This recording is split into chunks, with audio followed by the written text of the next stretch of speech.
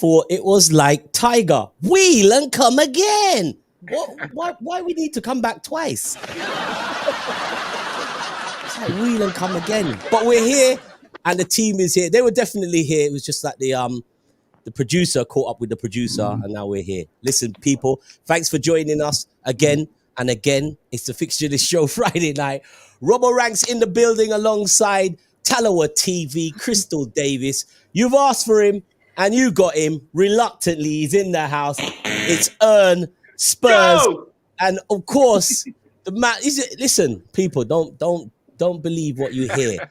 There are people up north of his complexion and his hue living in Yorkshire, and he's supporting Leeds United. But he's our all-round favorite, one of our favorite followers of the show, and he's back, Fluid Irie. Welcome, guys. Welcome, Friday night Fixture List show. Whole heap to talk about this week, right?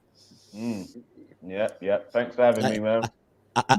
Ern is like, Ern, we got to talk seesaw. Let's not talk about Spurs now. We can't talk about Spurs. No, we got to talk seesaw. We got to talk up and down, and then we got to talk a bit of Jesse Marsh. And it's the return of Arsenal back playing this weekend in the Premier League. And Crystal Davis, I know what it means to you, Arsenal back playing in the Premier League. I mean, you could finish 4th place.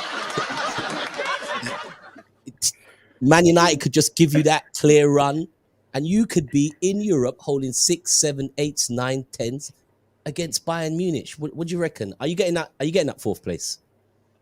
No idea. I have to wait until the final whistle in May. Anything can happen. I'm not trying to get ahead of myself. I'm trying to take it one game at a time. You're loving the vibe, though. Look, it's kind of feel peaceful at the moment. I think I might have touched on this before, but just echoing, I think it's safe to say that Arteta so far, it seems like he's trying, or he has succeeded for the time being, in terms of rooting out that toxic environment that was so visible with Arsenal over the last half a decade, or maybe even a decade and more.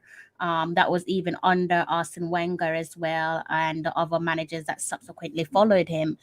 So yeah, there's always been like a toxic environment, toxic culture about Arsenal, and it seems like players know where they stand now. They know that there's a boundary, there's a line that you don't cross. So yeah, there's some good moments there. I see the toxicity is scoring hat tricks in Barcelona.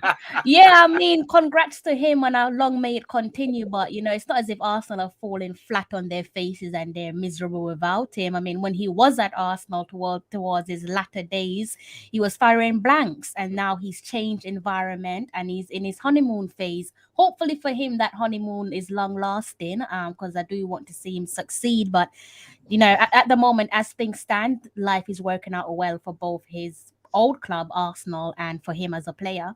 Can you imagine him being top scorer in Spain? Of course, because he has it in his locker. When he came to the Premier League, he was top goal scorer, if I'm not mistaken, 2 seasons under trot. He was going neck and neck with the likes of Salah and Mane. So nobody can ever. You forgot a name. A name. I mean, that guy. No, we don't forget. That's completely deliberate. It was completely. Like there was a season where it might have been his second season where he shared the golden boot with Mane and Salah. Can't remember if it was his second season or not, and obviously that was a big deal because it was essentially the 3 African kings sharing the golden boot. So everybody knows what Aubameyang is capable of. But if something isn't working out, it's pointless tapping into insanity. Just cut your losses and move on. Yeah, well, we'll see. It's a good situation for him. He looks like he's enjoying life in Barcelona, and it possibly a good situation. Well, it's looking good on the table so far.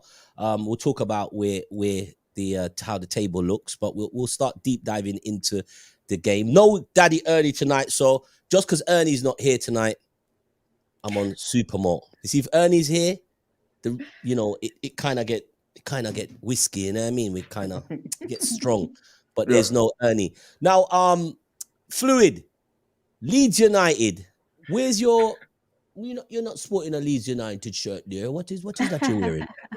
But I have all the Leeds United shirt them, but I thought I would, in honor of Crystal and because I was watching Bunny Khadija Shaw score for Manchester City where they are gone and how we beat up some people in the Ladies World Cup. I thought, remember wearing my Jamaica shirt today. Why not? You have a permanent spot on this show. Don't know about the rest of the guys that I'm voting you in. So I mean, there's a lot to talk about with Leeds United because you got rid of your manager. I was hoping to talk to you last week, but we kind of knew it was in the air that Bielsa was going. He's like the manager's favorite manager, but he wasn't so favorite with the boardroom. But do you think that helps the situation? Leeds still facing the drop.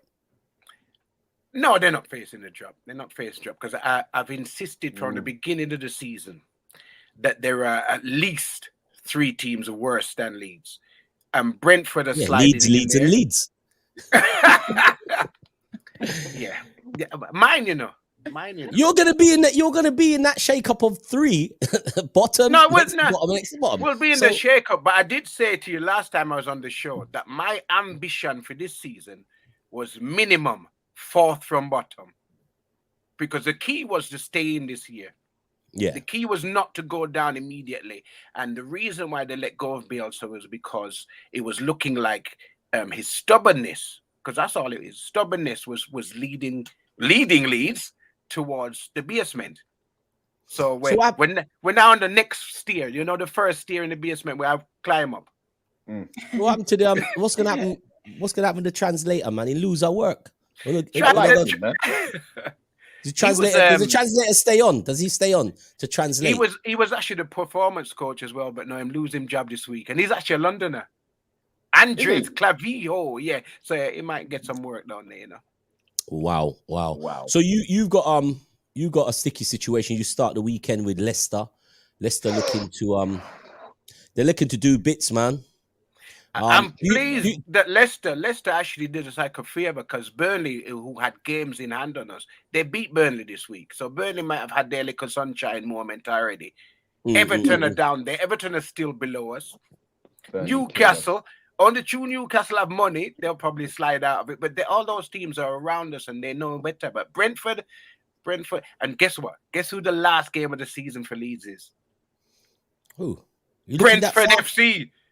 Brentford. So you think he's going to go down to the last game? Yeah, man. Oh. That's how them seasons steer, Is that home or away? At Brentford. At Brentford. Okay. Yeah. The next game, is that home or away? Okay. Our next game's away, Leicester.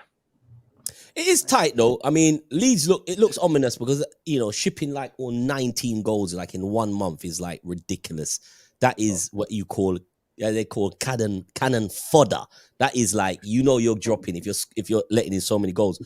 But surprisingly, you're 16th in the table. You're 2 away from the exit door. Everton are below you. Exactly. They are hovering. Yeah, and they've got like 100 games in hand, isn't it? No, they haven't. They're on the same games. No, they got 2. They got 2 games in hand. Yeah. And Burnley, who had like 3 million games in hand. They've got 1 game in hand now. They've only got 1 game in hand. So Burnley are sitting 18th, Watford are 19th, Norwich 20th. So I would say, I mean, Norwich looks dead certain to go down. 17 points. Norwich gone. Them gone. And between that is Everton, like at the trapdoor with 22 points, and the bottom team has 17 points. So if you do the maths, there's a whole heap of points to play for. I'm looking at the table now, and I can't see. I think Brentford, because Ericsson will play. I think he'll be the difference against Leeds. Yeah, it doesn't matter if he's got a Casio watch in his chest. He's going to do something.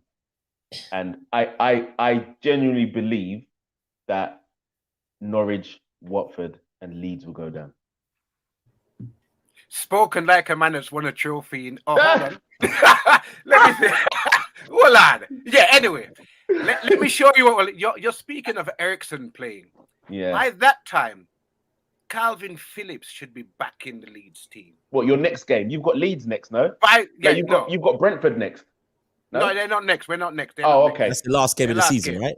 Okay, cool. All right. So by that time, Calvin Phillips be back. By that time, Patrick Bamford, who makes a big difference to Leeds, even Patrick Bamford ain't coming back this season, bro. He'll be back. Come back to 2028. I actually want to hear your opinion on something, Fluid. You're actually just touching a few players that I was going to bring up.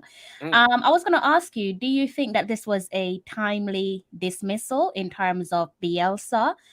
Taking into consideration that he had a few key players missing, and also there was a point where a few weeks ago they were suffering due to a extensive amount of injuries, key injuries all across the squad. So do you think the board should have taken what was, in reality, him not being able to maximize his potential due to the availability within his squad?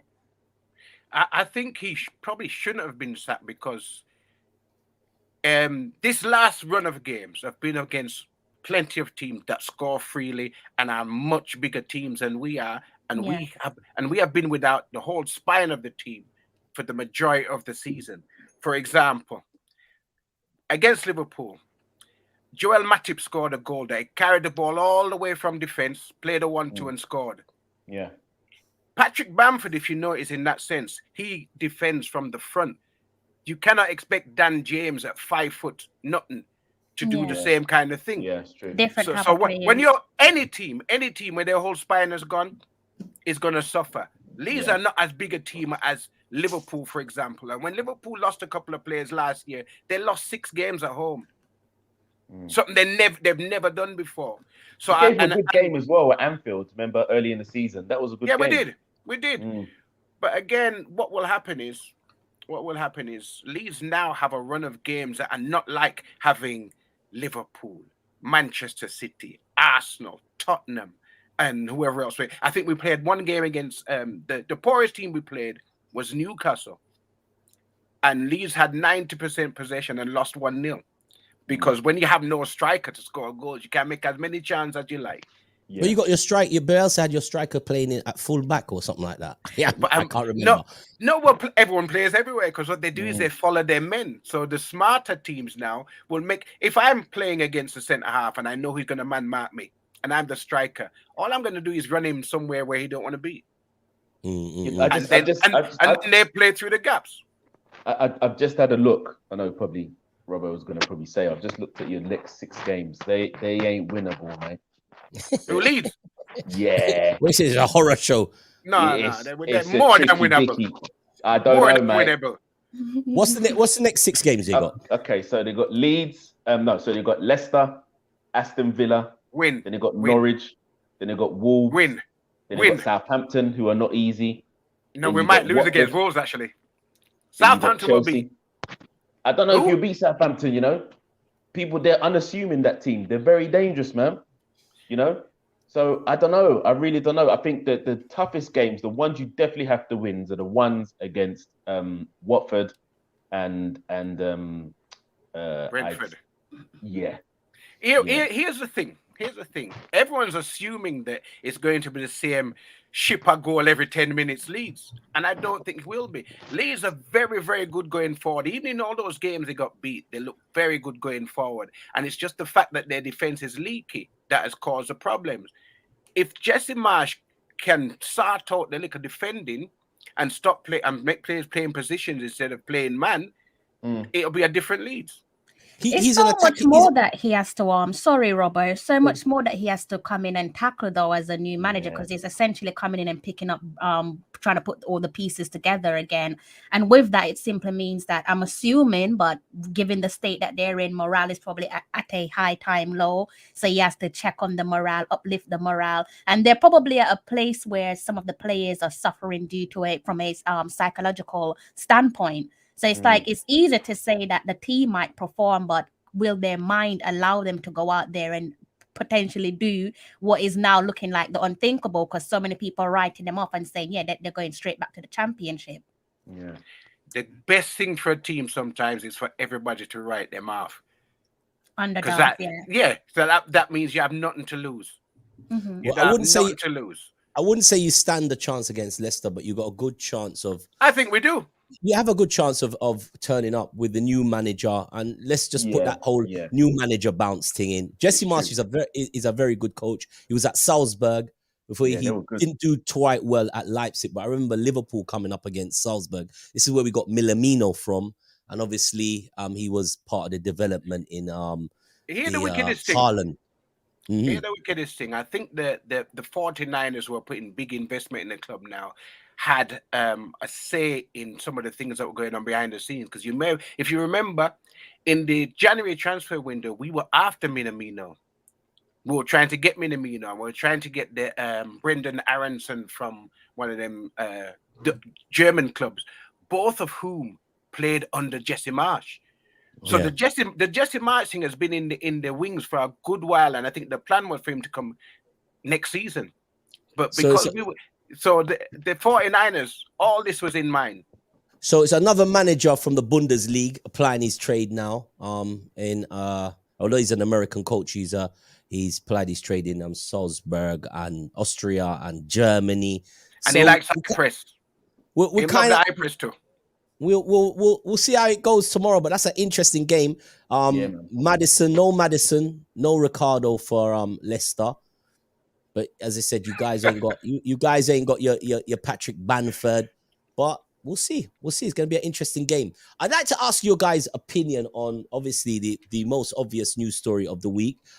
If you're sorry, before I say that, but if you ladies are out there, Ern's here, Fluid's here. Drop your shouts. But fellas, guys, if you're out there, I've noticed none of you gentlemen have said hello to Crystal. No, sir. I said it when we came on. No, not you. Oh. Talk about the guys out there. So guys, you know what to do. Drop your shouts. Crystal Davis is always here to read them silently in the background. You know I have noticed like a Crystal fan club where I build up still. What? Crazy fan club members. Year time. It's year time. The obvious story of the week is obviously Chelsea. Now, well, it's not Chelsea. It's what's going on in Ukraine and Russia. The two countries, whether we it's something that we're witnessing from this side of the world. The two countries said, "Yeah, all right, cool, war it is," and it started. And now the fallout is surrounding. It all seems to be surrounding anyone connected with Russia. Not even Ole. Oh, is it Ole? Ole on the adverts is safe. Yeah, them said the meerkat. God, meerkat. Not even meerkat safe. If you even have a Russian accent, them want to see you. What, is he gone as well? He's gone. Ern looks devastated. Yeah, meerkats. they got no mercy right now. All the meerkats have to leave. You think it was just the Chelsea owner? The meerkats is gone. And I turned on my TV and I was looking for RT News because Russia Today. It's a channel. At least it may have its Russian overtone, but it gives you a different view of what's going on. And I kind of peeped on it throughout the week to see some of the stories. And to me, I felt some of the coverage they were obviously covering things that were happening in Ukraine. Right? They were covering how the Russians how they view the war as well. Turned on this morning, gone. So right now, if you all drive a Russian Lada, I don't know. Is it Czechoslovakia? Fluid? A man might mash up your car if it look Russian. Yeah. So it's gone. But we seen that Chelsea are out to find new owners. They've made it. They stipulated. I watched that. That could take ages, though, couldn't it? He wants 3 billion. But how much you pay? 3 billion. I thought it was 2 billion at first. 3 billion. But okay, I was reading today. There are already some takers. A Swiss billionaire, an American billionaire. Obvious. So yeah. And there's also a Turkish billionaire as well who looks interested in the club. Okay. But I mean, Chelsea, if this takeover, do you think that everybody says, "Hey, it doesn't have no effect on the club. It's all right." Yeah, it does. I know it's got an effect. Guaranteed. They're telling your owner, get the hell out of town. Yeah. It's got an effect. What's your personal views, guys, on that situation? Let me start with Crystal, because it ain't politics, it's life, it's facts. There is no football in China this weekend. They're not showing the Premiership football because the Premiership has chosen for all the players to wear "We Stand with Ukraine." So there you go. That got locked off. The Chinese are like saying, well, it's politics. What's your view on it, Crystal, from where you're looking? I think it definitely will have an impact on the players. And I think he perhaps saw that, or maybe saw glimpses of it in their last game in the FA Cup match where they went behind so early, and you're thinking, as it already started.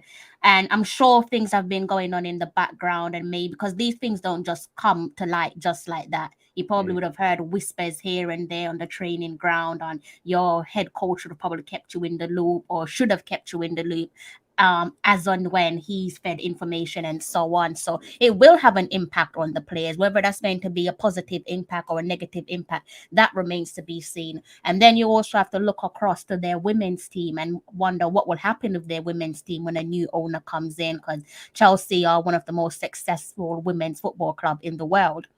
So you have to wonder, will the new owner come in and give the same level of dedication, time, love, and support to the women's team? Or will it just be a focus of, I'm just solely focusing on the men's team? So it's going to have some impact. You can only hope that for the players' sake, and you can also say that the 12-man sake as well, that it doesn't have a devastating impact, because you can go from a high to a slump at the blink of an eye. Hopefully that's not the case for them, but it's going to have some form of an impact, no doubt. What are you saying, Ern? It's all hope, because as I said before, I'm not a Chelsea. I despise Chelsea more than I hate Arsenal. So this is kind of like Christmas for me. This is lovely. Without that man, they would be nowhere near where they are today. That's a fact. He is the reason why Chelsea are who they are, and now he's leaving.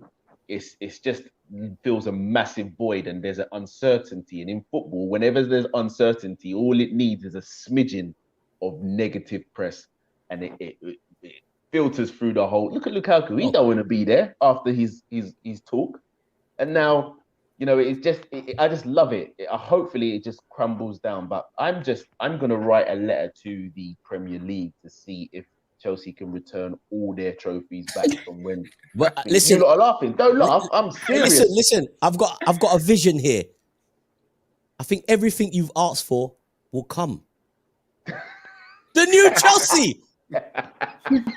Please, without Abramovich. Please. The man, that guy's won everything. He's through everything at the he messed up the transfer market. Don't forget, he come and spent big money everywhere. Now it's virtually gonna end. But the thing is, it's a grey area, and he could say no to the offers he's getting. He could be there for a while. Hopefully, if he says no and the pressure carries on, it mounts. He has to give away. He basically has to give away the club anyway. So. I don't think he can. He has to. I got a question. How comes them lot up the road? They got a Russian guy as well.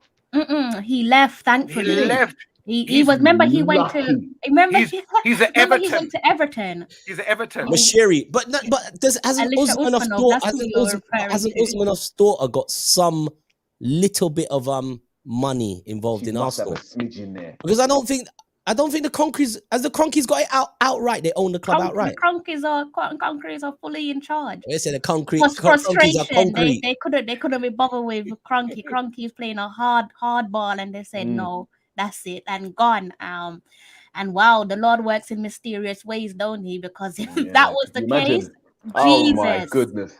Yeah. See now, I think that image would be worse than this, with Arsenal. I love it. I love that. And for a Spurs fan, that's dreamland. Arsenal and Chelsea. No. As a Leeds fan, I despise Chelsea almost as much as Ern. Almost. Really? Because I was living in Leeds as kids. Then we moved back to London in 1970 when Chelsea played Leeds in the FA Cup replay, and Chelsea beat us 2-1. David Webb scored the winner, and the game before, our brother called Ron Chopper Harris.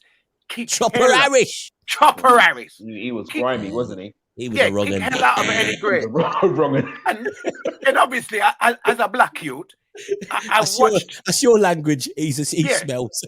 Yeah. As a young black man growing up, I watched Chelsea boo their own player. Canners, who's been on here. I watched them boo them own player. Never seen that from a club before. Chelsea, I despise, even though they've had lots of black men since Fluid, then. Come on, 2022. Let's fast forward. We can hold them. We can hold the pass against them if they don't move to the standard we expect. I'm talking about Champions League game. Black fan tries to go on the tube. Which club push him off our train? I think it was Ern that was trying to get. Was it you that was trying to get? It was there.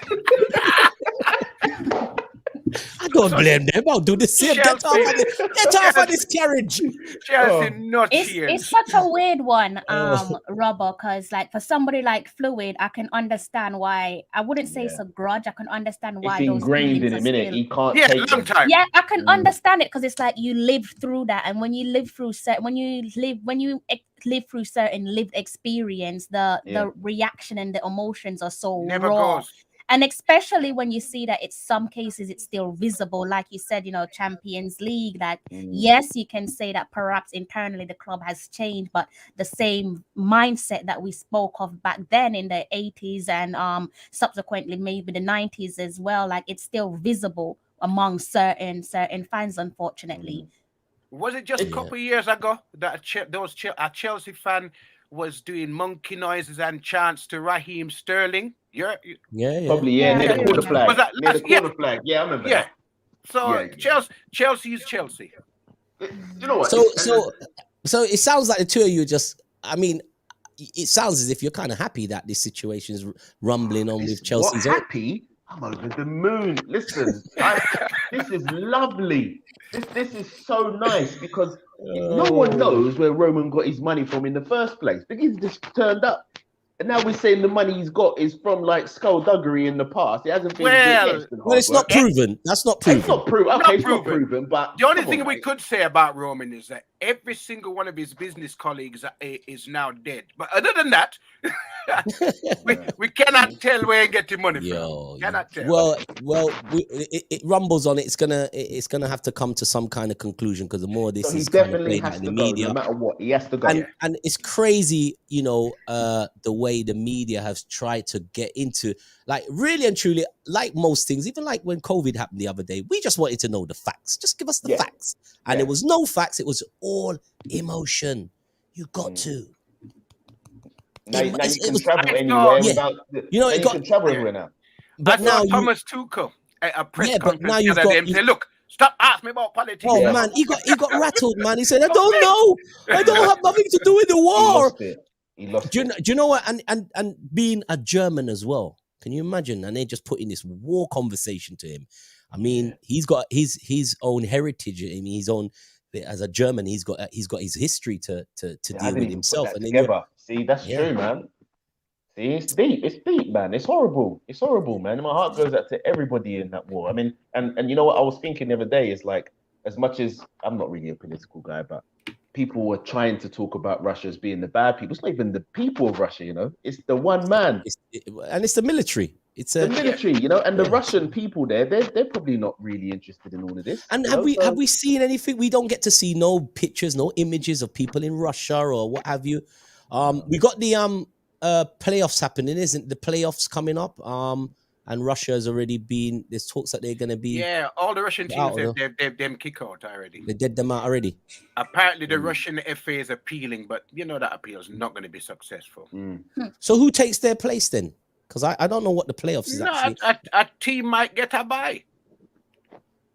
I'll leave that to Crystal. Crystal, have a check at the playoffs because I know you're into like trying to qualify for the World Cup. You've been had it on your mind for the last few months and everything.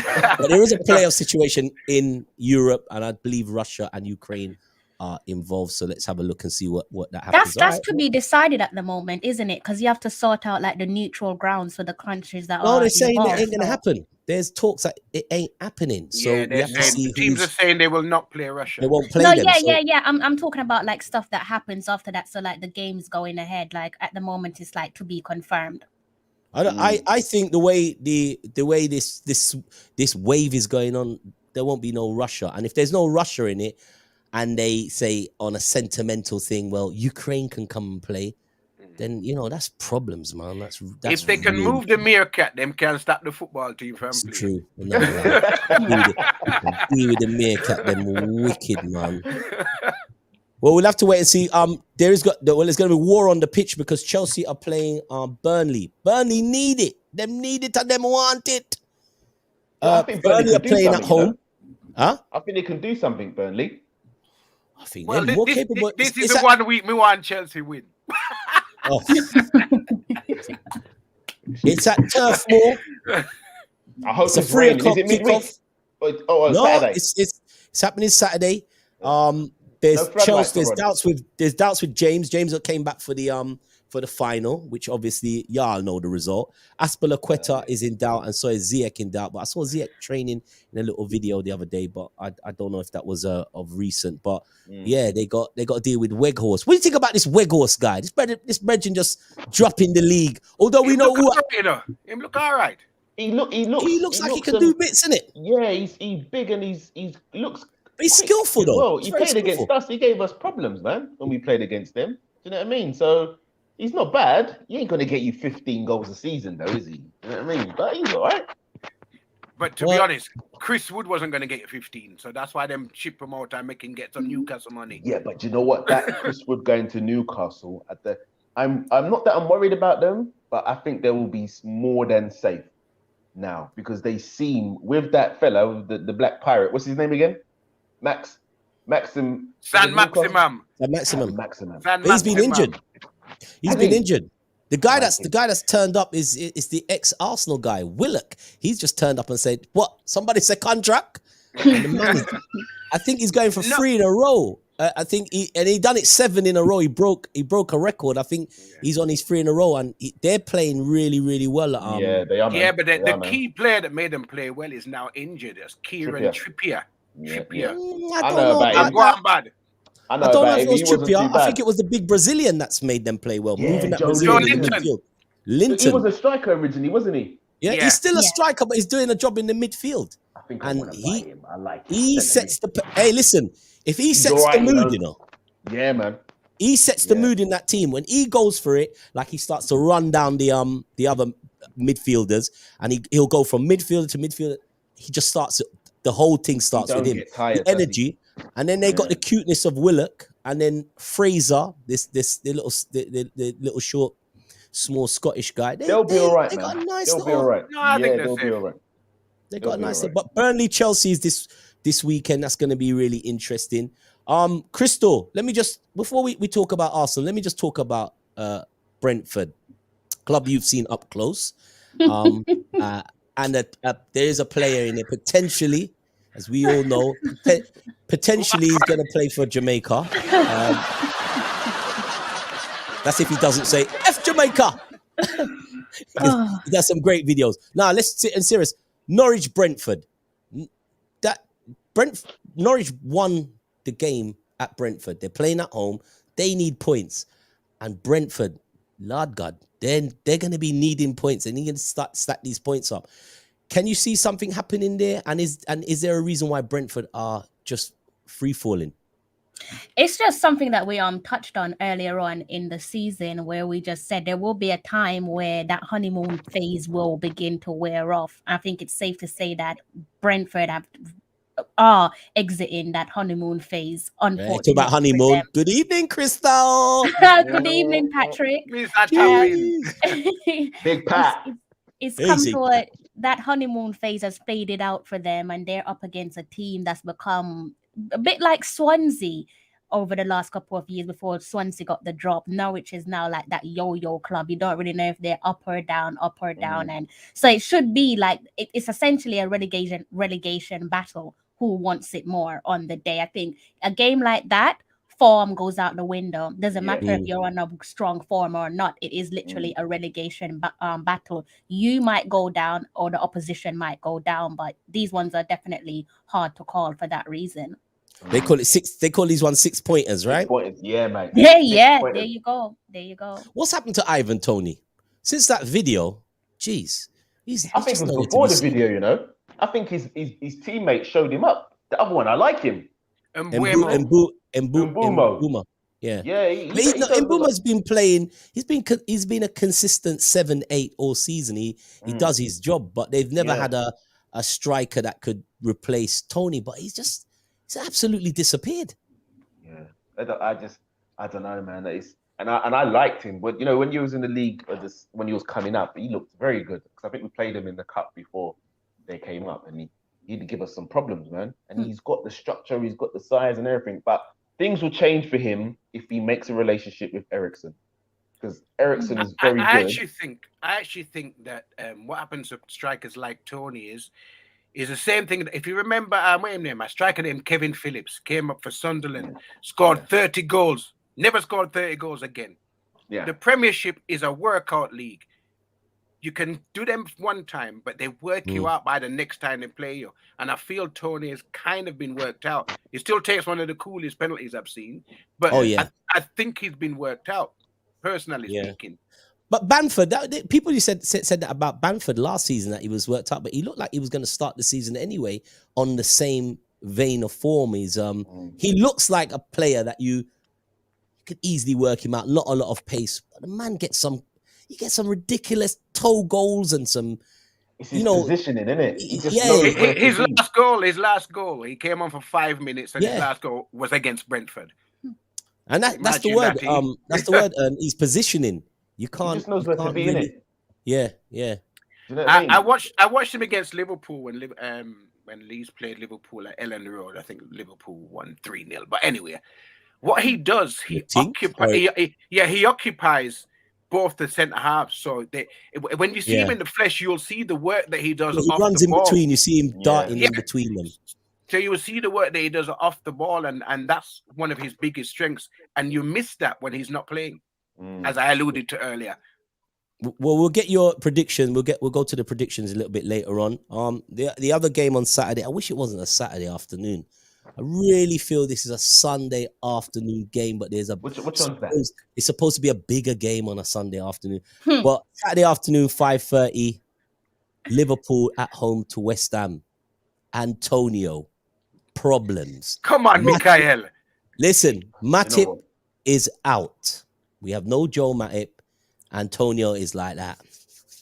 What's Matip made out of? He's made out of what's it, isn't it? But it's actually not an injury. He's just sick. It's just but that's it. He's got an NHS gold card. All he does is just get injured. He can never do 5 or 6 games. I think he's drinking what Harry Kane drinks, man. I don't know. The same drink, listen, let me tell you something. Kane is all right. Don't you? Kane's injuries are ridiculous, bro. Every season, his numbers make up for it, don't they? Let me tell you Harry Kane. Harry Kane had a bad back 10 minutes before bullying a man to score the winner against Man City. What? He was holding his down like he was shot. And then Harry 2 Kane. Seconds later, he was putting water, sponge, everything, spray. I don't know what you're talking about, man. But speaking of Liverpool, you see this West Ham game. Yeah, you lot probably Antonio. Liverpool gonna have to play that NFL guy, innit? What's his name? Antonio has scored. Okay, he scored 4 times. Every time he's played Liverpool, I think in the last game he didn't, but he scores. Let me tell you something about Virgil van Dijk. I've watched him play now, I think 6 or 7 times in the flesh. He is ridiculous. When you have big man and you're playing against kids, that's what he looks like. That's how good he is. Yeah. So if he plays well and deploy him right, Antonio might score, but there's no way West Ham are winning. I don't think they'll win, but listen, I don't think they'll win. I think they'll score a couple. Couple? They'll probably get 2. I reckon. I don't think they get 2, but I can see them getting a cheeky 1-1. If they score, it will be from a set play. Yeah. Liverpool don't give away many set plays at home, you know. They don't. But if NFL's there, what's his name's gonna love it. You know, NFL Canute, the big guy. If he's there at the back, Antonio will love that. He would absolutely love it. Well, this is the game this is the game where Canute is gonna. These are the games he will thrive in because remember, for that last 15 minutes in the Carling Cup final, the Caribou Cup, he was playing against Lukaku and he was like, "Get away, get away!" But we all see this Lukaku thing. I lost it the first time I come on the show. They spin him though. Lukaku spun him like a ball only once in the match. But other than that, he managed Lukaku really well. But Antonio's... I can manage Lukaku very well. No, Lukaku plays like he wears wet jeans and big Timberland boots and the wrong size. Bro, if Lukaku leans on you and spin, if he leans on you, that's a different conversation, bro. Yeah, but he's not doing that with NFL. NFL's twice the size as Canute, isn't he? Yeah. Don't worry. We're talking about the wrong players, though. It's not even the play for West Ham is that Bowen. Is he in your fantasy team, guys? Nah, he's not. I'm not. The thing is, Liverpool pretty much they're in a position where this has to be a must-win game for you. They can't lose without a shadow of doubt. They're in a position where they could sneak into that psychological advantage with the Manchester derby on Sunday. You want to give Manchester City something extra to worry about. Want to make their sleep before the Manchester derby uncomfortable. So you need to win. And it needs to be a convincing win as well. Remember, David Moyes has a terrible record. He had a terrible record with Everton. And he did well in some games against Liverpool. That man don't like Liverpool, you know. No, he doesn't. He's saving every ounce of energy for Liverpool. This is what I'm saying. This is where Liverpool are supposed to be tapping into that psychological advantage over Manchester City and brushing aside West Ham. And again, like what Ern said, focusing on players like Bowen, making sure that he doesn't control the tempo of the game, stifle out their creativity in every sense of the word, and like go out there and get a proven result, not just a narrow escape. Like you need to go out there and beat them convincingly. So Manchester City, because Manchester City players are going to be watching that naturally. They need to be going there and saying, "Oh no, they've let the gap slip, and this is what we're faced with."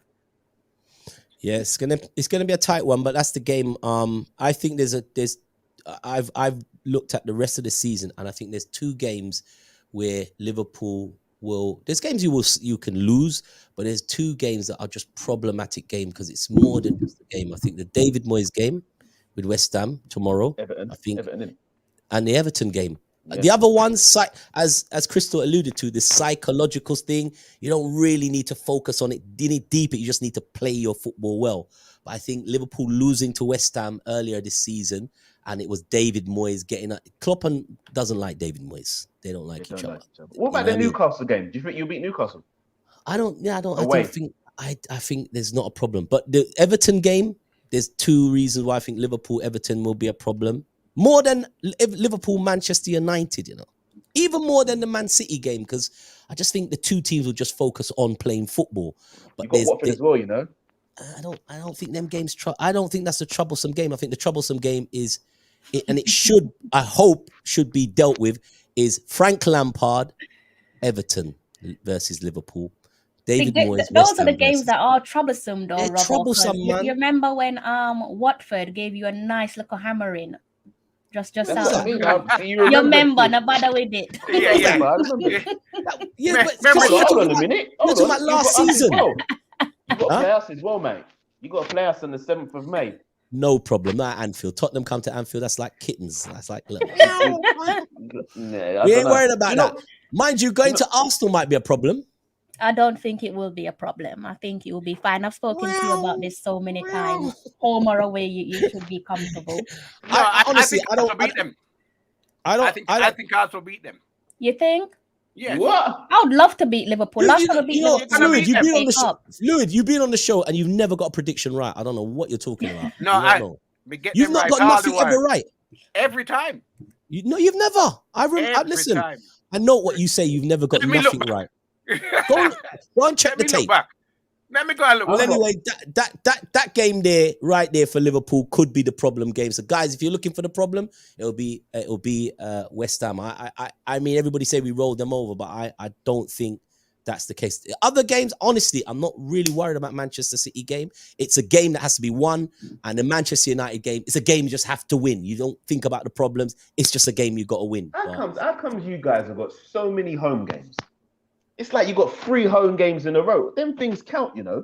They all count, especially because what happened last season, us losing at Anfield, man, the most famous stadium in Britain. You know, they just made sure they had to fix the table right for us, man. Something's really fishy about this, man. Who's this with Everton? What? Nah, man. I'm telling you, got dirty Frank Lampard at Everton. It's a problem.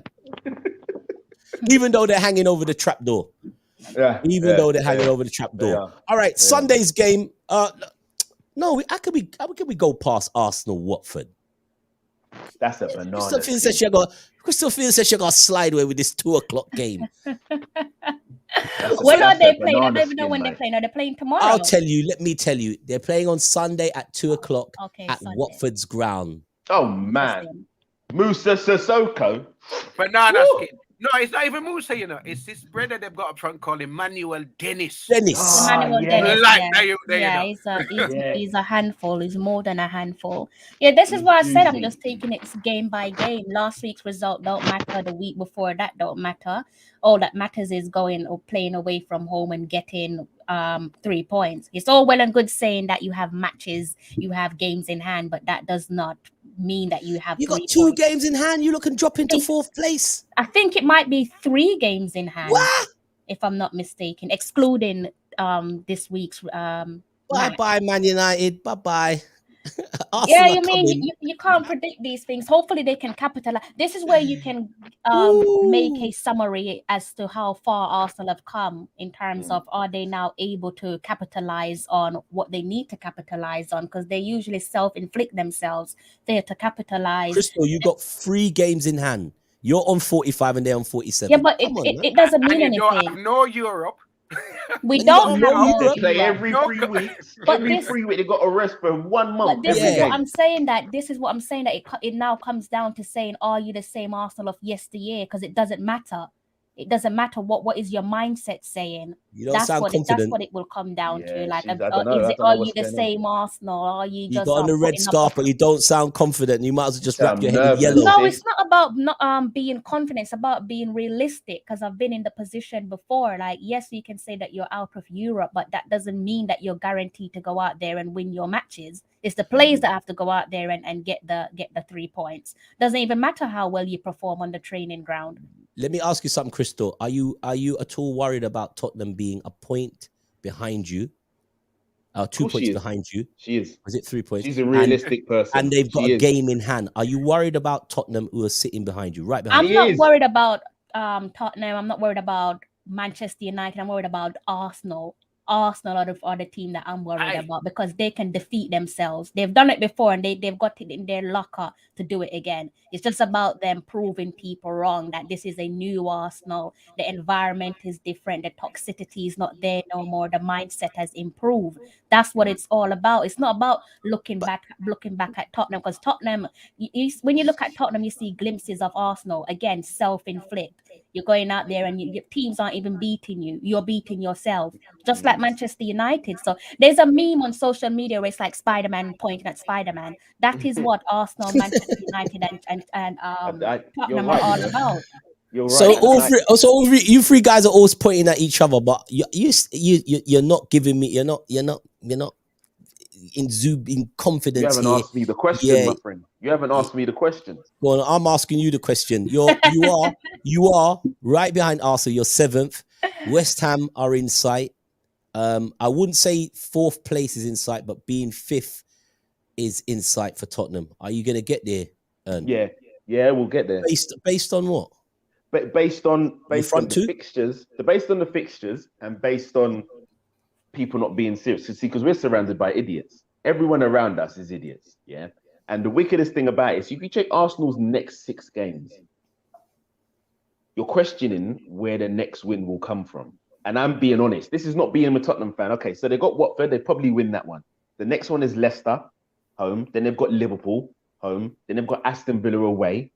Then they've got Crystal Palace away. Then they've got Brighton. So you could easily see Arsenal dropping many points. Sticky games, man. You know what I mean? And as much as listen, I'm only going to say this once. Hopefully, no one's going to hear me say this. Yeah, Arsenal they've played pretty well. They seem cohesive now. The problem is they look toothless. There's no one that's going to get any goals. I saw a stat the other day that tells me that Lacazette scored 3 goals in the Premier League. That can't be perfect. They got Smith Rowe, man. They got Smith. They got Emile Smith Rowe. But he's made out of what he's scoring in rows. Well, listen, if you're talking about their games, let's just look at your games. Yeah. You play Everton Monday the 7th. That's your game.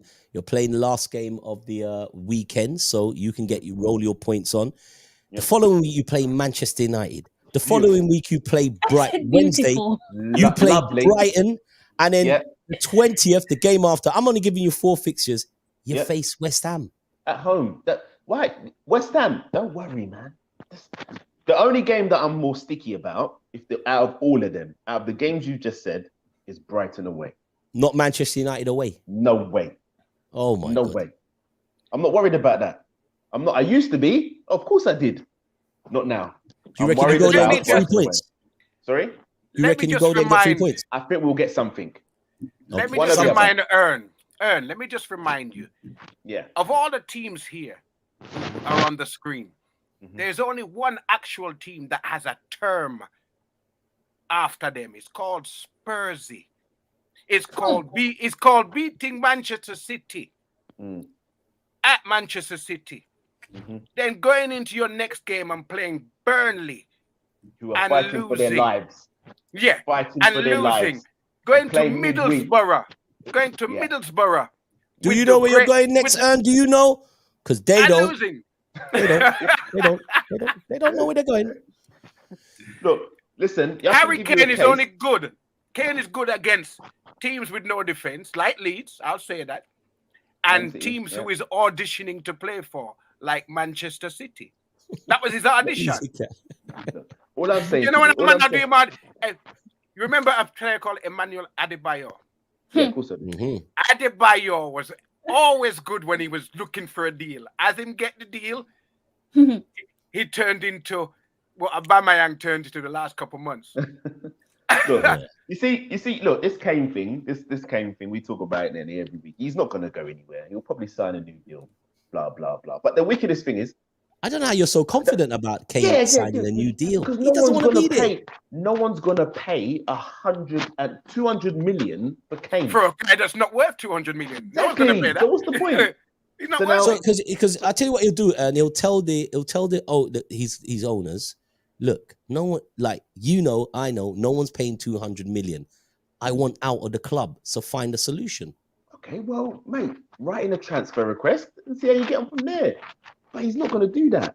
So now, when we're talking about this game, the patchy form that we've had, Tottenham's glaring problem is wing backs. People think it's centre midfield. It has nothing to do with that. It's the left back and the right back. But you got wing backs. Emerson Royale and Doherty. No, don't insult me, Robert. Them two are very bad footballers, mate. And I hope they're watching this. I won't have that. Doherty's a bad footballer. He's actually a good footballer. Please not have him. You have him, mate. You're welcome to him, mate. You can have him in a can of Coke. I was paid for. He was Wolves' Trent Alexander-Arnold, man. Listen, the guy he's not confident enough. So for us, we get a left back and a right back, and potentially a left-sided defender of the 3. I think we're all right. It's not even that bad. Son is annoying me though. Son. He is smelling the place out at the moment, and he needs to sort himself out. But otherwise than that, I'm not really fussed about the Man United game. I'm not really. They should be more worried about that than us. We're a wounded animal right now. Yeah. Isn't this something we spoke about before we came on there, about Spurs being the only team that's ever been in a 2-horse race and finished 3rd? You got it in for us, didn't it? Let me remind you. Let me remind you, my friend. You support 2-horse race, finished 3rd. You support Leeds. Speak on it. No, I would listen. You support Leeds. Leeds has won big things. They got big things in their locker. Yeah, they have, mate. But Leeds. I mean, Leeds. They've been English champions. I don't care. Recent times. That doesn't matter. Match the history. Your manager refused to learn English in 2022, and he had.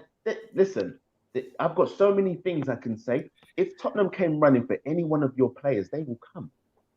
Hey, we got a special. Listen, guys, before we carry on, we got a very special guest on the show. He heard the word Chelsea, and I'm ready.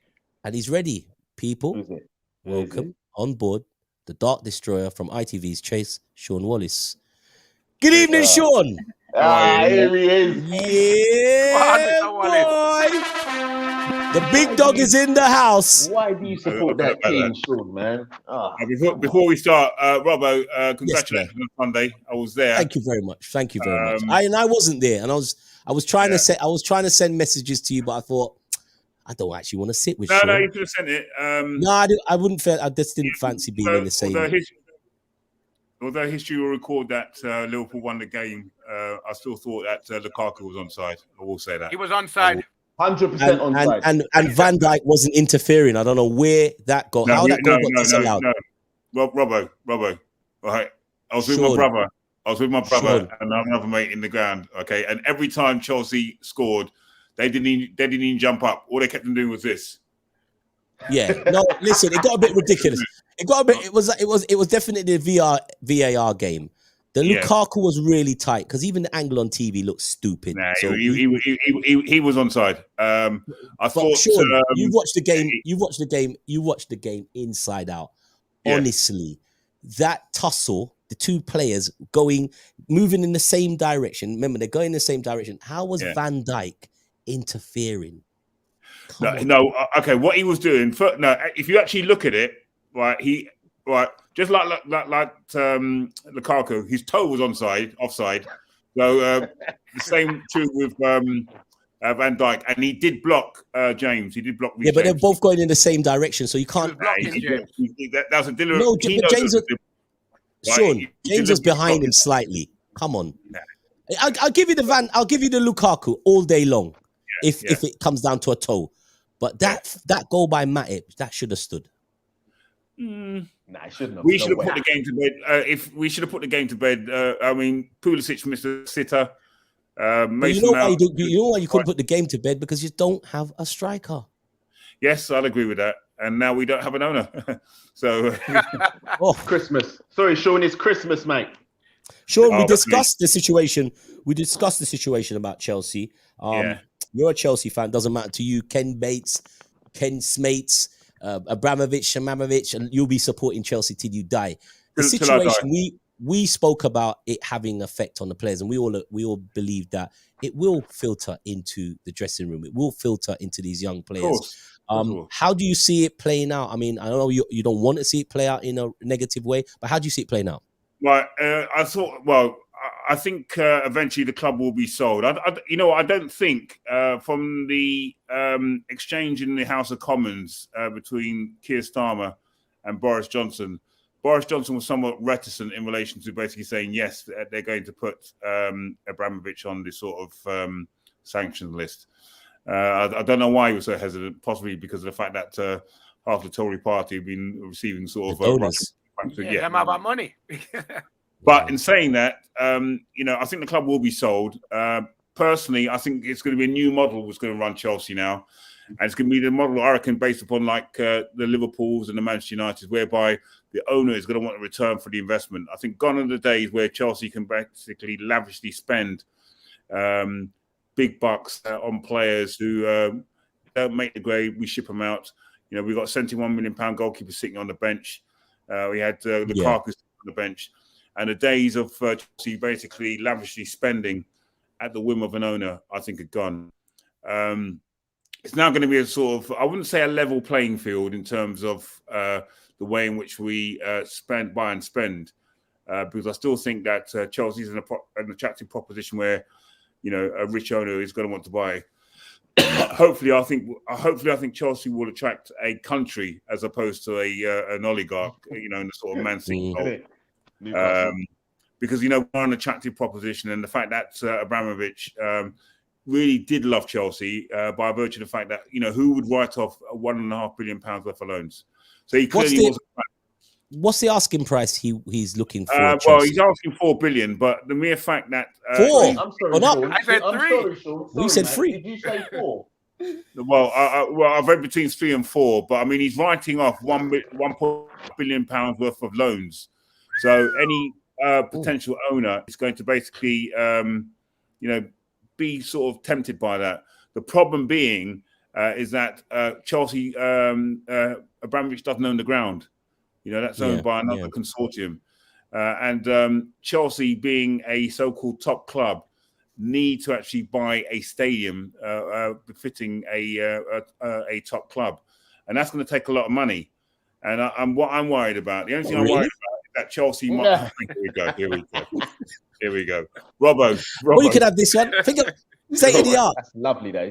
Tronsonberg Stadium. You could do that in what is it? A lion, like in blue. That's beautiful. That's not. That's nice. That's nice. That's lovely. I think the plan was to actually dig down to Chelsea to make it into a goal.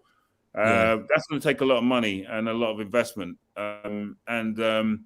Unless we get another sort of sugar daddy who really loves the club as opposed to looking for a return on his investment, I think Chelsea are going to be sort of reeled back into the rest of the pack. Normality. Who are the potential? There's names. There's us, that Swiss billionaire and a Turkish billionaire. I mean, you probably know it better than us. Who are the names that have come up, and do you care actually?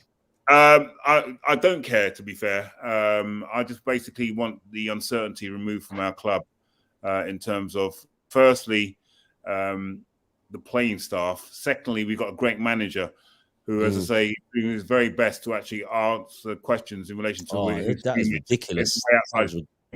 That were ridiculous questions. There's going to come a time whereby, as you quite rightly said, Robbo, it's going to filter, the anxiety and the uncertainty is going to filter through to an actual playing staff. And unless, they really are thick-skinned, and that's when their professionalism really should come to the fore. I think it will. And I'm still confident that although we won 2 major trophies this season, that we can at least win another one. Yeah, I admit, listen, after seeing what I saw on Sunday, Chelsea are a formidable team. I can see why Man City crapped their arse in the Champions League final. That is a frightening team. When they move the ball from back to front with a finisher, trust me, guys, it would be over. If we had a consistent finisher, I'd be, if we had a consistent finisher from the start of the season, I wouldn't have been watching the football. I'd been waiting until May the 15th, got my cigar out. There we go. Look. Yeah. God. But, I wouldn't even talk if I was UM because, as I say, it's Chelsea 4, Spurs 0. Okay? Wow.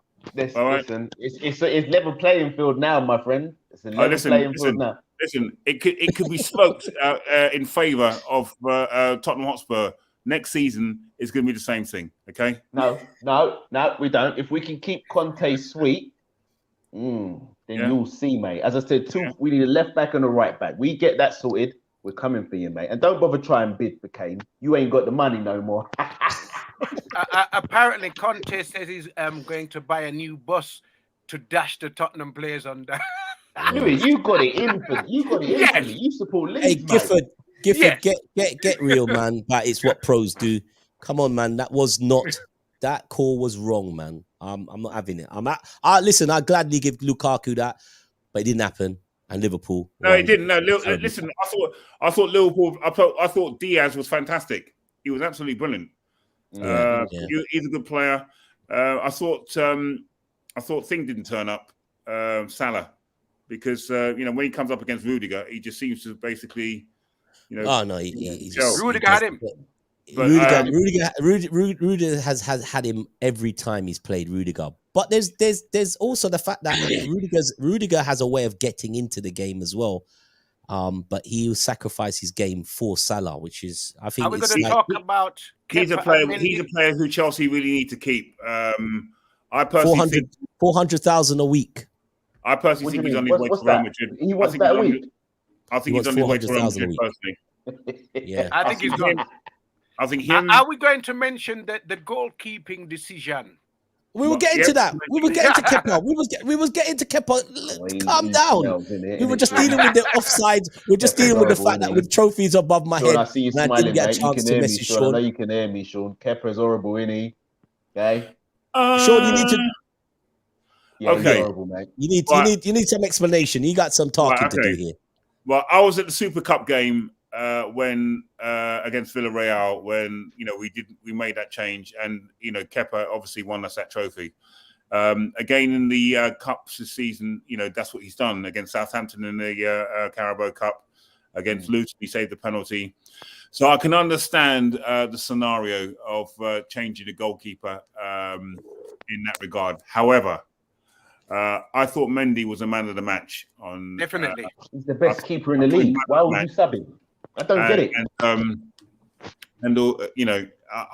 personally wouldn't have made that change. I know Taloa has got some strong opinions, because she called it before. She said he was the best goalkeeper, and that call we spoke about it in the week. You mentioned about Mendy not being the keeper in that. Do you think that was a wrong decision I mean, it's done now, but do you still think that was the wrong decision with Tuchel taking him off?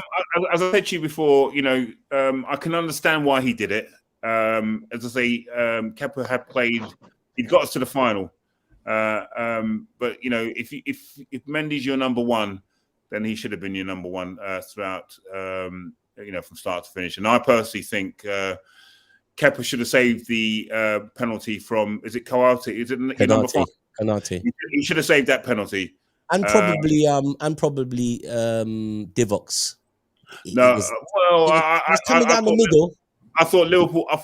Because goalkeepers are going to dive when they got to stay in the line, and I thought that was a great penalty straight down the middle. I thought Liverpool's penalty taking was superb, and he could have saved. He could have saved Jota's one. He got his hand to Jota's one because his hand was very close to Jota's one as well. That was the best 0-0 I've seen in a football game. If you look, it wasn't too bad. It wasn't the penalty saves. It was the kicks, because right now that ball landed in Halsden. I think it's still going. But when I saw I'm in Leeds and that ball just missed my head. Yeah, when I saw that, the goalkeepers were going to take the penalty kicks. Did you know the game was up? Yeah, I thought Kepa would miss. I thought he would miss because he didn't, as I say, he didn't side foot it. He was taking it like he was taking a goal kick. Yeah, and if you are going to do technique look all wrong, didn't it? You've got to go high and wide in the court top bins. But it's like he was playing rugby. So I looked at my brother and I looked at I looked at Tyson because they're big Liverpool fans, and it was horrible. If I had your number, I would have called you. I'm going to put my number in a private chat so you can have it, because I needed to have the bants with you on Sunday. I didn't have I had confidence that Kelleher would score, because this kid. He really excelled in school at all sports. He was good at Gaelic football. He was good at cricket. He was good at, and he was an outfield player.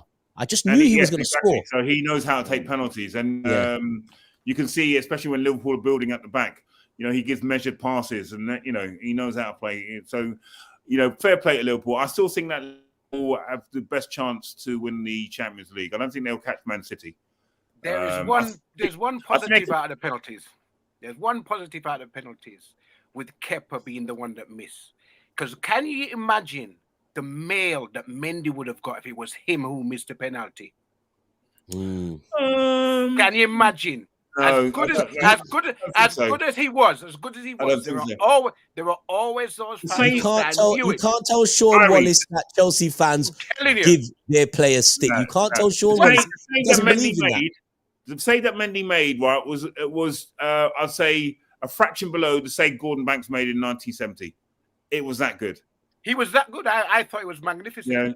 Do you know the shot? Sorry, you know the shot. What Keita hit? it was through a crowd. So him even getting down for the first shot was actually incredible because he saw it late and he got across so quick. I thought Sane took it for granted that he was going to score. Yeah. It's his teammate as well. He's thought, I'm going to chip you. If he'd put his laces through that, he would have scored. But it was a fantastic save. I just couldn't believe it. Great save. But Liverpool deserve to win. I have no faith. I have no faith in people of a different hue at times. So I believe that there would have been some male. No, I doubt as good it. as he was. Very much. Shaw doesn't believe that, man. He supports an angel of a club called Chelsea. He doesn't believe in these things. We love Mendy. I reckon he's the best goalkeeper in the world at the moment. I think he is easily. He's definitely up there. Tuchel cost you the cup. He cost you the cup, innit? The Tuchel fella. No, you can't say that. You can't say that. Tuchel fella. He's won 3 major trophies, right, in 7 months. Right? Yeah, that was then though, but he cost you that game. I mean, he didn't. Yeah. But, Guess what? He was in a position to cost us that game. Okay. Hold on. So we trying to say we ain't been in the position to win? Listen. Home or away? I've been to home or away this season. Tottenham versus Chelsea. You can have this year. I've been to that new stadium. I've been to that new stadium at White Hart Lane on 2 occasions. It's not White Hart Lane. It's not White Hart Lane. Don't you dare put that Sainsbury's thing. I'm not saying it's not called White Hart Lane though. No. I've been to White Hart Lane on 2 occasions since the stadium was open. It's not White Hart Lane. That is not White Hart Lane. That road there is can't remember the name of the road, but it's not White Hart Lane. What's that? What is that road? The entrance of the stadium. I mean Sainsbury's. I don't know, mate. I don't know. As I said to you before, I've been to that stadium on 2 occasions, and guess what? I've never heard the home fans cheer, not once. Do you know what, Sean? Yeah, listen, I'm gonna tell you something. I like you a lot, but the team you support. Yeah. Okay. So understand this. The feeling is mutual, bro. The feeling is mutual. Listen, and that's CJ Carlos. Hello, CJ Carlos, mate. That is the original. He was on last week defending the thing. He was. He spoke very well. Trying to. You're very nice people, but you must have knocked your head, or I don't know what it is. No. But you see, the Tuchel fella, he cost you that game because he thought it was a good idea to put the worst keeper in the league in goal because of sentiment reasons. Silly. Then he put Lukaku on, the fellow who don't want to be there, who's wearing size 13 Timberland boots and red jeans. He couldn't stay on side to save his life. He cost you that game as well. And I'm going to ask you a question, Sean. I know you're going to see you want him gone, don't you? Tell the truth, you do. Me personally, I would have signed Lukaku in the first place. There you go. You're back in with me, mate. Yeah, you're back in with me. He's horrible. What I would have done, I would have done what Man City would have done, and play with a false 9 like Kai Havertz. Then I would have basically waited to see whether or not and try to persuade Erling Haaland that his best bet is to come to a young Chelsea side to see whether or not he could be our number 9. I think he's the only team he'll work for. I think that him going to you would work.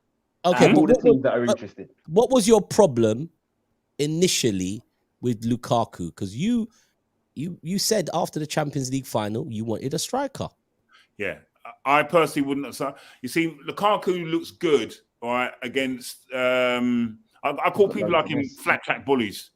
Yeah. Strikers that was the games that cost you last season.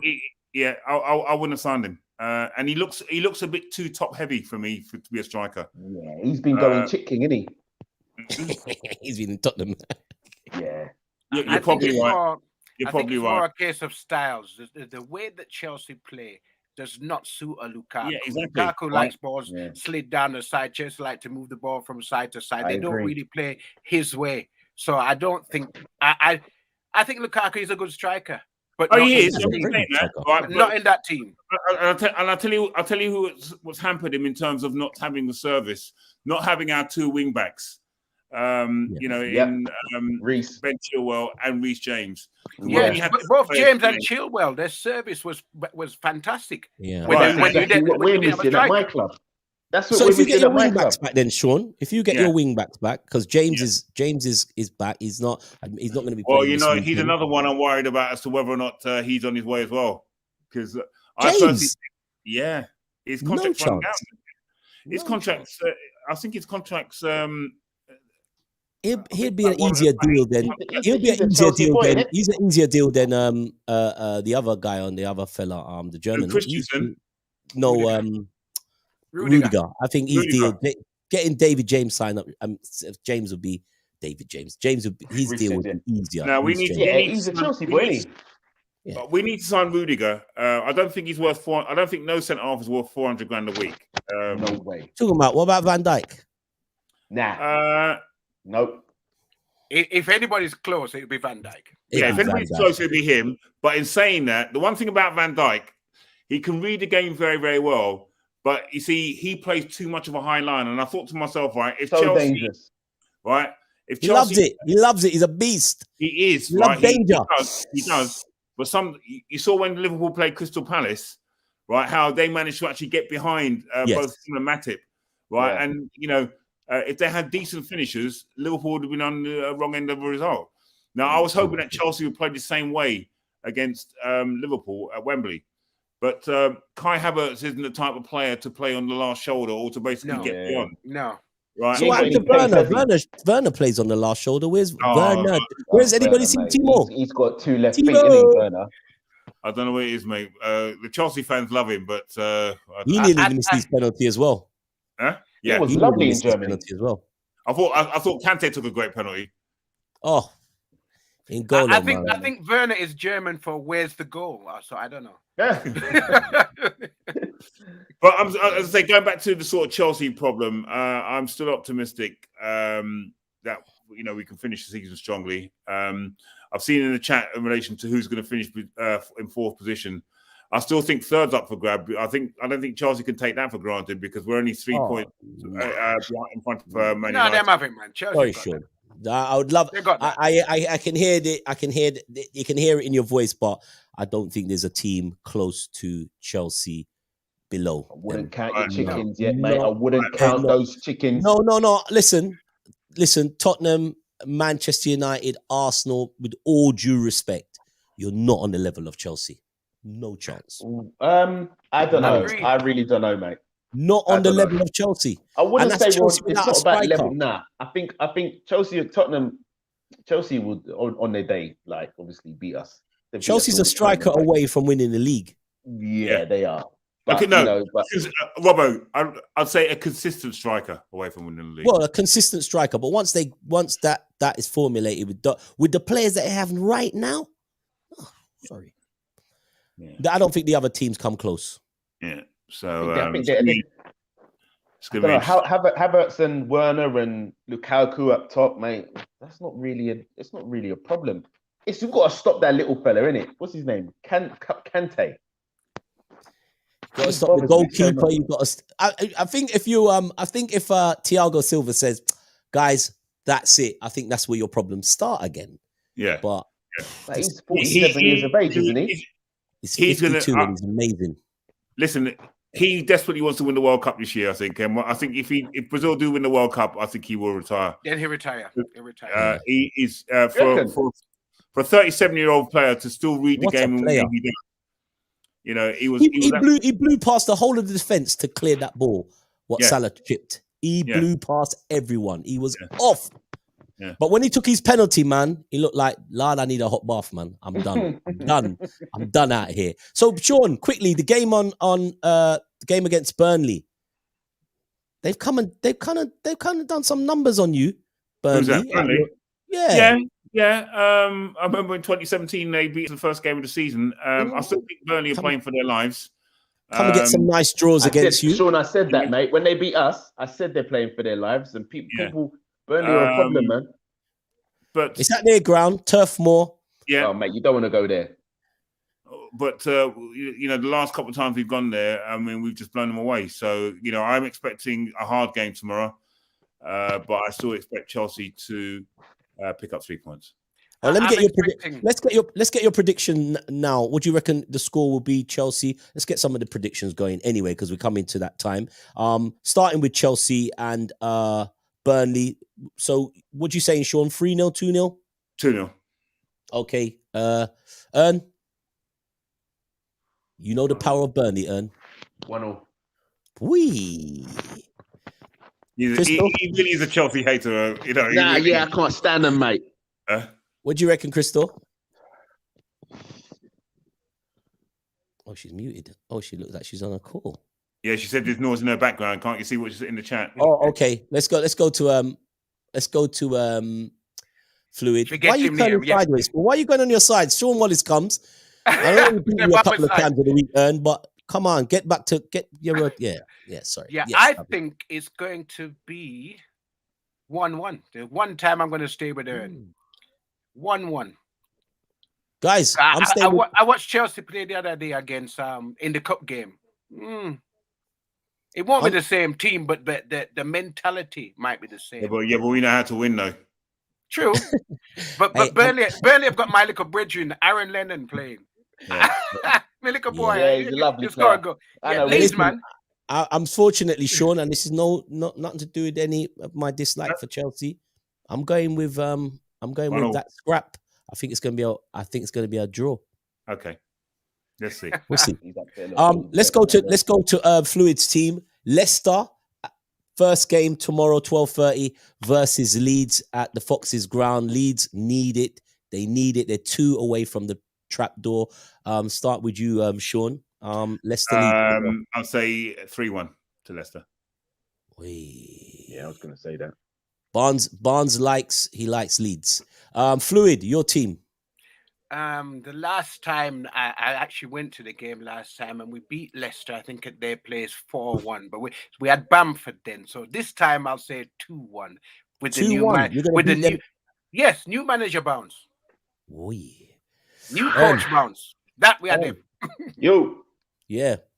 3-1, not 4. I'm going 4-1, mate. You're wicked as actually. Jesse Marsh is going to think, what have I done, mate? Listen, I think it's going to be a Leicester win.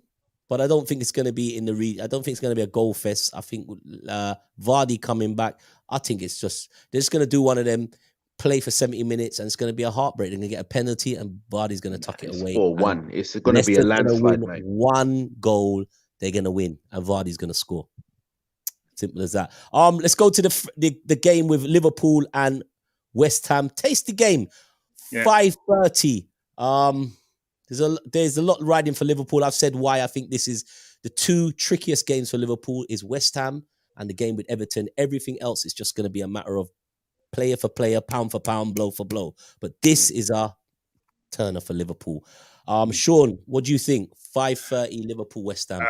3-0 to Liverpool. No reply from West Ham. Liverpool are the team at the moment. Liverpool are the team on the ascendancy. And if anybody can catch Man City, they definitely can. So, they got a bit between the seats now. I think that the penalty decision last week, or the non-penalty decision last week, was an absolute disgrace. But I still think Liverpool got the momentum. So I'm going 3-0. We didn't even talk about that penalty. That was ridiculous. Ern, what do you reckon? 2-2. So West Ham get the draw then? Yeah. Okay. It's going to be 2-2. I can see Bowen doing numbers. I think the game against Chelsea took a lot out of Liverpool, and I think obviously the FA Cup game. I know they played the FA Cup game, but they played a lot of the reserves, Minamino and 9 changes. I think Tim Shook and all of that. Yeah, I get that, but I think West Ham and David Moyes and Bowen and the big fella up top. But I can't see Antonio. Yeah, I can't see them not scoring 2 goals. So I'm going 2-2. Hard for them to come there and feel. I think Liverpool win. I think it's going to be a sneaky 2-1. It's going to be a struggle, but I think it's a 2-1. Close, yeah. It'll be close, yeah. And we haven't talked about Crystal's muted for a minute. I think she's listening to something. But let's just say Hold on. Okay, we will. This is one of the very few times I'll agree with Robbo. I think Liverpool go 2-0 up and West Ham sneak a late consolation, 2-1. Yeah. There you go. Now we'll move on. It's going to be one of them. West Ham will score first, mate. Can we reckon? go to the game that's happening? M62. Is it M62 again? I can't remember what. Yeah, is M62, Manchester. Yeah, Manchester. Yeah, M62. M40, M42, M6, M62. Yeah, is that the way? Yeah, that's the way. That's the way. Manchester derby. Manchester City at home against Man United. It seems like the most one-sided Manchester derby in a long while. But Pep needs to win this one and win it well. Sure. United do well against them, man. United do well against them. I'm going to go for a 1-1 draw. I think Man City are going to drop points. Wow. Wow. I'm going to have to watch back this video carefully. Sean's prediction. I will really have to watch it back. You think Manchester City dropped points against Man United? Yeah. I remember a couple of years ago when Man City were in the ascendancy, they took a 2-0 lead and lost 3-2 at home with the winner. So Pogba was playing for a contract, wasn't he? Pogba was going to Real Madrid in June. Yeah. Right, he's going to Real Madrid. So is Rudiger. So is the guy from Paris Saint-Germain, and possibly Reece James. Mbappe. Yeah. So okay, Ern, how do you reckon that one goes? I'm going. It's sticky, man. It's sticky because I'm looking at the teams and I'm seeing Jadon Sancho as well, and that's his ex-team, so he's probably thinking, yeah. But I'm saying City. I'm saying City, man. I think City will. Where is it? Old Trafford. City's ground. No, it's at the Etihad. Etihad. Yeah, I'm saying close, but I'm saying 3-1. 3-2. 3-2. Fluid? Manchester United are one of the poorest teams in the league, in my opinion, in terms of football and entertainment. That's rich. However, we play decent football and we entertain, but we can't defend. But that's anyway. They're one of the poorest teams. Yeah. But Manchester United always seem to find strength when they're playing what they call their noisy neighbors. Them can't find strength when they play them. So if you see one good game from them this season, it will be a game if they can stop their neighbors from winning the league. So I have a sneaky feeling that they're going to pull off a 1-goal win, either a 2-1, a 1-0, or a 3-2, something like that. In the same way that a team as poor as Spurs can go to the Etihad and I'm on you again. Go, But yeah, so a sneaky Man U win. Wow.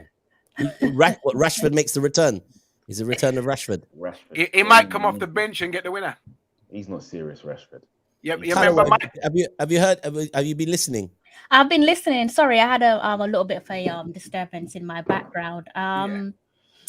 Yeah, it's an interesting one, the Manchester derby. Manchester United have won 7 out of the last 9 Manchester derbies in all competitions. So the last string of games work in Manchester United's favor. But if I'm led to believe what Fluid is saying in the sense that they're trying to shut up their noisy neighbor at the expense of allowing probably their most hated team to basically get ahead of their noisy neighbors. So they're in a bit of a sticky situation. Yes, you want to beat Manchester City, but at the end of the day, that could only result in Liverpool jumping ahead of Manchester. They'd rather City win it, I reckon. There's no way but then you have to be concerned about where you are in the league as well. Surely you can't be firing blanks. I believe the last league win for Manchester United dates back to your team, Fluid, Leeds United, doesn't it? So you want to win, and you should be winning. You know, it shouldn't be a case of how you performed last match, where I think last match Manchester United performed well. They just couldn't execute anything. They played Watford, Crystal. They couldn't score. Yeah, but they played well. They personally, I believe that Manchester United played well. Like there was no finishing product there. They were knocking on the door. It's not like they weren't trying. They were definitely knocking on Watford's door. You got to score against Watford. They have to score, but I think it's one of those. We've all been there with our teams where you look at the first quarter an hour for a game and you say, yeah, this is going to be one of those games. No matter how hard you try, the ball's not going into the back of the net. And if the ball goes into the back of the net, VAR is going to say no. You've You know, all we are been the there. Happened to us with Burnley. Happened with us with. We've been there, yeah. So Forest. Yeah, man. Manchester United need to respond, and Over the I'm top, sorry. looking at what's happened again over the last 9 games where those matches have worked in their favor. Diaz is out for Manchester City. It should be. I'm feeling like it's going to be a 2-1 Manchester United. Obviously, I don't No want them way. to win. Yeah. I The think strangest it thing might be is a that 2-1. Manchester United actually hate Liverpool more than they hate Man City. Yeah. Exactly, but this is it though. You can't be concerned about saying you want to lose to your noisy neighbor just because you don't want Manchester, you don't want Liverpool to at the moment they would go above Liverpool, they would go above Manchester United in terms of league titles won, wouldn't they, if they go on and win it this season? Yeah, but that's why they don't want side to win it. No, they wouldn't. No. aren't they on No. 21 apiece? No, they'd be level. No. If They'll they be level. if They'll be Liverpool level. win this, they'll be level. Liverpool 120 at the moment. Yeah, they don't. I mean, as a football club, that shouldn't really matter. What should matter is you winning your game. Focus on yourself. You should want to finish in the 4th position. So you need to go out there and shut up your noisy neighbors. Doesn't matter if Liverpool are going to equal your 21 titles. That shouldn't really matter. I don't know how they'd be looking at that. My prediction, I don't see Man United winning the game, but I do believe the performance, they will put up a good performance because they should do. But they got smashed last time. They absolutely got smashed. I don't see an improvement in Man United in a way that they're going to go away to Etihad and win. But I believe Manchester City, like what some of you said, as kind of like they've dipped a bit. I think there's a slight dip. But I think they ain't dipped. They just got battered by us. That's all. Don't worry about it. No, their performance against Everton, man, they didn't look good against Everton. They didn't look great. But and even the first 70 minutes of the FA Cup game, all over this, they were scrambled. But I think they just pipped Man United. I think it's a 2-1 Manchester City. I think Manchester City more than that, Robert. It's gonna be more, mate. Nah, I don't think they're gonna score more. They got the same. We ain't got no striker thing going on, bro. It's starting to bite. This is the part of the season where it bites. You got to play. Listen, and another reason why I think Man United may not be concerned in what Crystal said. They may just be focused on Champions League. They got Champions League this weekend, and I think the focus will go if they struggle against Man City, they're focusing on Champions League because. I'll tell you what, Manchester United could turn out and do bits in the Champions League. And I know you all will be happy to hear that, won't you? It's kind of half the job done because the badge, it's not the team. The player that they've got at the moment that's doing lovely for them is that Elanga boy. You keep him quiet, you'll be all right. You know what I mean? Rashford's not really on being football. He's an MP now, isn't he? He's an MP now. So we're not really. But going forward, I think Man City will definitely do it, man. For sure. Okay. I think it goes back to what we said though, Robert, at the start of the show, that it starts with you guys on the weekend, and how you perform against West Ham, and I think from there that kind of determines how Manchester City will treat this fixture. Obviously, so if Liverpool if we turn over West Ham, then it's definitely on Man City smashes. Man City have to win. There's no way you can turn over. But that's where the pressure West comes, Ham. man. Yes, and that's but where you the have pressure to step comes up without pressure. when there's pressure. And you don't have a striker. It's totally different when you're playing lovely, free-flowing football. When the pressure turns up, Champions League, quarter-final, semi-final, and you haven't got that guy to bury that ball in the back of the net, that's unfortunately where you lose games. I can tell you that much, bro. Listen, I'll be amazed if it's not 2-2 between West Ham and Liverpool. I'm telling you, I'm not even joking. I'll be amazed. Right, guys, I'm going to be out of here now. Well, we're all out of here. Listen, Sean, thank you for joining us, man. I know it's a difficult week for you in both ways, but listen, man, you're great sport. I need to drop you the number. I'll put it in the. Rob, don't drop it now. I'll get it off Ernie. All right, cool. Yeah, Fluid, thank you for joining us. Ern again, Crystal Davis. It's another weekend. Fixture List. Remember, you can watch back the show on YouTube, Facebook, and we're on Channel 7 tomorrow. Shouts to our friends in Ireland who watch the show and they comment. They're gonna love you, Sean. Listen. Have yourself a great weekend. See you next week, Friday. Peace.